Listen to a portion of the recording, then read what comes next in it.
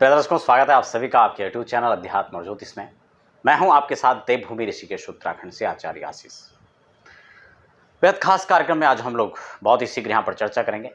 बिना समय गंवाए हम लोग अपने बिंदु पर लौटते हैं, लेकिन इससे पहले यदि आप नए दर्शक हैं तो आप चैनल को सब्सक्राइब जरूर करें और हाँ, बेल आइकन को प्रेस करना बिल्कुल ना भूलें, ताकि आने वाले समय में आप मेरे साथ अध्यात्म और ज्योतिष के विभिन्न योग या मुहूर्त की बात हो या फिर विशेष ज्ञानवर्धक चर्चाओं को आप मेरे साथ समय समय पर देख सकें।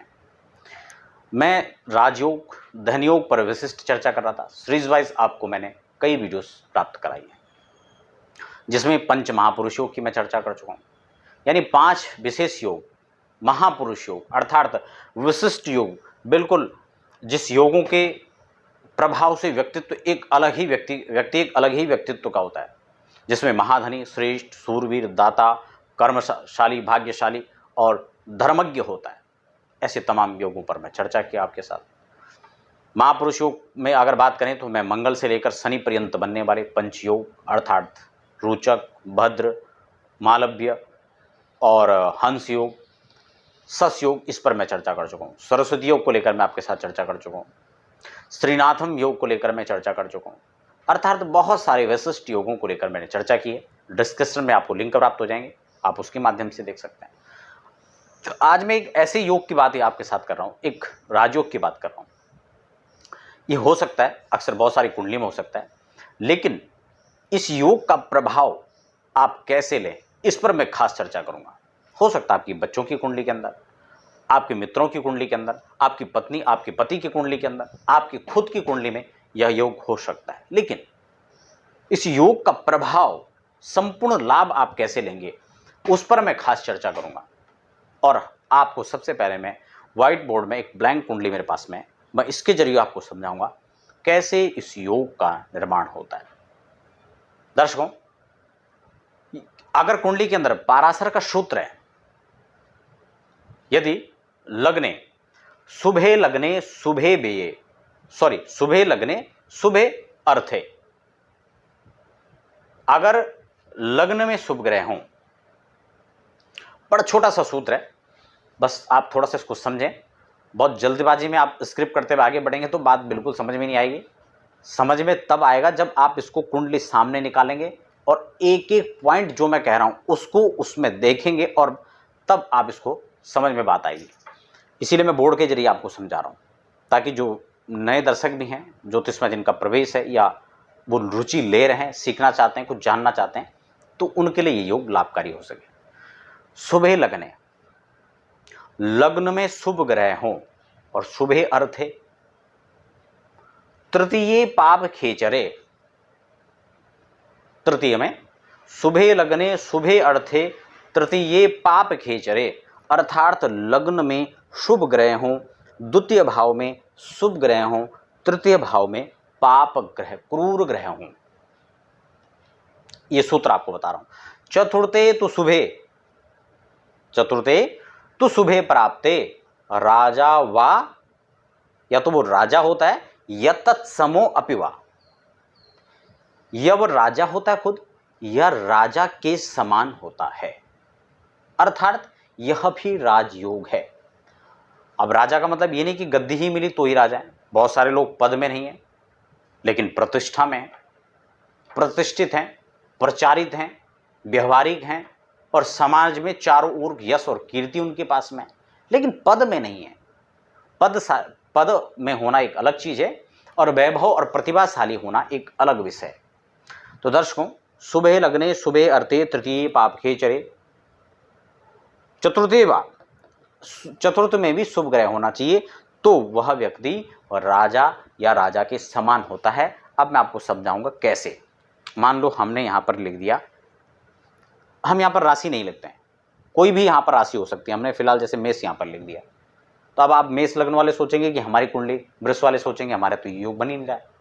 इसको इसलिए हटा देते हैं आज, क्योंकि इसमें इसकी कोई बहुत ज़्यादा आवश्यकता है भी नहीं।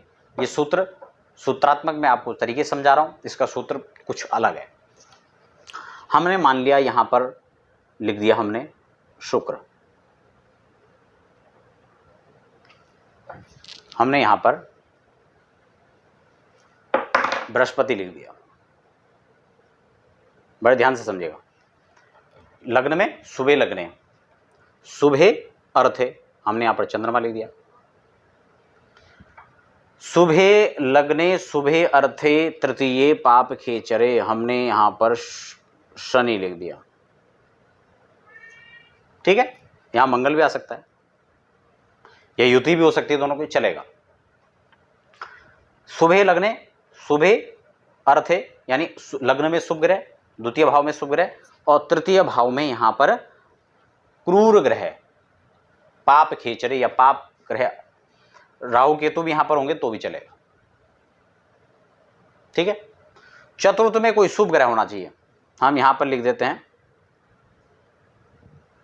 यहां पर लिख दिया। ठीक है, हम यहां पर शुक्र को लिख देते हैं। ठीक है, स्थिति क्लियर हो चुकी है। बृहस्पति हमने यहां लिख दिया, चंद्र यहां लिख दिया और शुक्र यहां लिख दिया। यहां पर हो सकता है परिवर्तन भी आप कर सकते हैं आपकी कुंडली के अंदर, मान लो यहां बृहस्पति यहां हो गया या चंद्रमा यहां बैठ गए। कुल मिला के सूत्र आपको समझना है कि लग्न भाव में, द्वितीय भाव में और चतुर्थ भाव में शुभ ग्रह होने चाहिए और तृतीय भाव में पाप ग्रह होने चाहिए। मैं आपको फिर समझा रहा हूं, फिर भी बात समझ में नहीं आती है तो आप कमेंट बॉक्स में लिख सकते हैं आपको कौन सा पॉइंट समझ में नहीं आया। बहुत सारे लोग तो क्या करेंगे, वीडियो देखते ही नहीं है, बस सीधा आप लिख देंगे हमारा ये लग्न है। आपकी कुंडली का विश्लेषण नहीं किया जाएगा कमेंट बॉक्स में, आप इस बात को ध्यान से समझ लें। आपके प्रश्न का उत्तर दिया जा सकता है अगर कोई संशय आपके मन में है योग को लेकर के, आप कुछ सीखना चाहते हैं तो हम आपके लिए प्रयास करेंगे। आपको अपनी कुंडली का विश्लेषण कराना तो उसके लिए व्यवस्था है, आप नीचे जो अपॉइंटमेंट नंबर है उस पर संपर्क कीजिए, आप उसमें अपनी कुंडली दिखा सकते हैं। आप समझें, इसके लिए आपके लिए योग बनाया। तो वीडियोस में आपको जो जानकारी दी गई है आप उसको समझें, नहीं समझ में आ रहा है तो उससे संबंधित आप प्रश्न लिखें। ठीक है ना, डेट ऑफ बर्थ भेज दे उसका कोई मतलब नहीं है, या आप अपना लग्न भेज दो उसमें उसके कोई मायने नहीं होता है। तो आप इसको समझें, 1 2 3 इन 3 घरों के अंदर, यानी first house, second house, fourth house, इसमें शुभ ग्रह होना चाहिए।